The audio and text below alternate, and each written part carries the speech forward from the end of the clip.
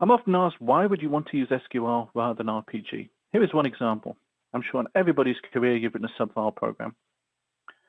When you're dealing with RPG, everything's at a record level. I have to do multiple reads, multiple chains to the same files to fill my SUBFILE. In SQL, I change my thinking and think of sets of data. When I use a multi-row fetch, I can return all the data I want in one IO statement into a data structure array. I can then read the data structure to populate my SUBFILE. As database IO is one of the slowest parts of any program, by reducing it, I can make my program faster by using SQL. I've also performed all the calculation in my view, so I can just read my data structure and write out to the SUBFILE, something I can't do in the RPG program, as I still need to perform those calculations after chaining all the data I need from the files.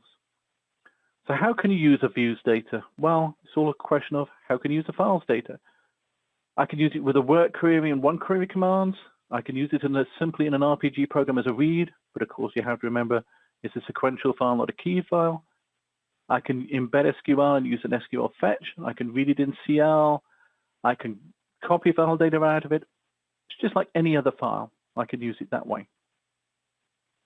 As I've got some time left, I thought what I would do is talk about some of my other favorite SQL things. This is my favorite IBM provided view.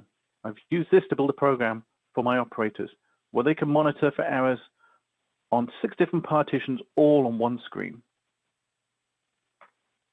What I've done here is to build a view over the IBM views that only returns the information I want.